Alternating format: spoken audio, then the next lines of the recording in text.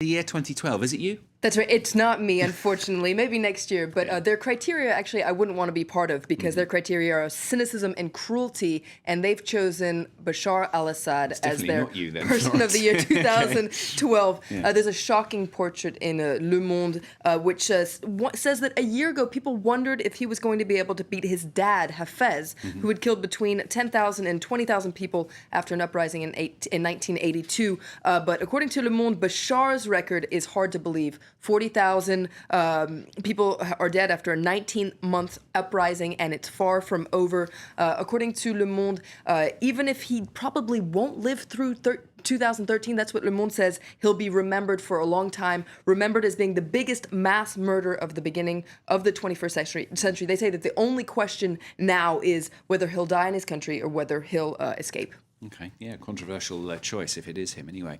Another interesting article in Le Monde, this time about the situation in the east of the Democratic Republic of Congo. That's right. Le Monde says that in the Kivu province, women are raped and people are killed in silence. And what's interesting about this piece is it's written by a collective of people, including former President Jacques Chirac and the partner of the current president of François Hollande, Valérie Trierweiler. And they say that the Kivu province is one of the most beautiful places in the world, but in a way it's cursed by its richness. The soil there is very rich in minerals and oil, and because of that, mercenaries have depleted the area, and civilians are the ones who suffer. And it says that though there's a UN peacekeeping force that's been there since 1999, some 17,000 blue helmets, they're not fulfilling their mission, and this collective says that it's time for the international community to remind the UN what their mission is so that they can carry it out. Okay, Florence is going to come to a story here in France now. Le Parisien aujourd'hui en France, looking at the far-right National Front Party's voting strategy for the next municipal election. That's right. Here it is on Le Parisien aujourd'hui en France, when the National Front recruits within trade unions. And according to aujourd'hui en France, Le Parisien, the idea is to beef up support for the FN, the National Front, ahead of the 2014 municipal elections. Now, this is traditionally a group of people who vote against the National Front, but this is Marine Le Pen, the leader of the National Front strategy. And there's a photo in Le Parisien of Marine Le Pen campaigning. And it says it takes a closer look and looks at people who have joined these trade unions who are part of the Front National and just how they're trying to spread their ideas. And they say that it could be trade unions and the working class that tips the balance in the next municipal elections. And sticking to the Front National, there's an interesting piece in Libération, the left-leaning newspaper,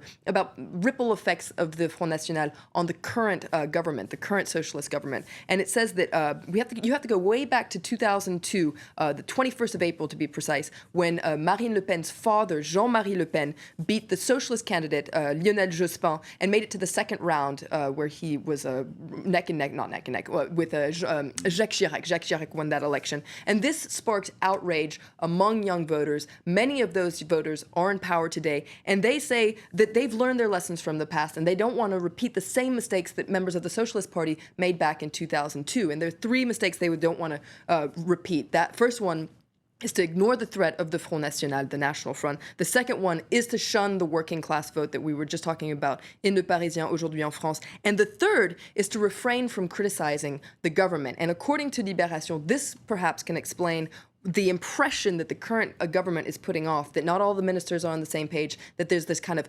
cacophony of this noise within the party.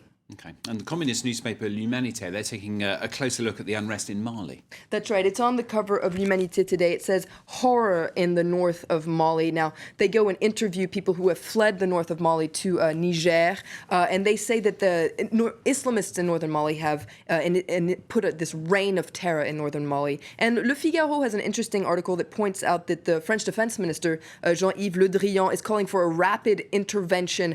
And it points out that though this would be an African mission, unlike it was previously reported, it could be led by a French general. Florence, thank you very much. That's Florence Villeneuve with today's French newspapers here on France 24. Well, that's the news from me for now. There's another bulletin, of course, in under 15 minutes' time. Lots more to come, though. Do stay with us if you can here on France 24.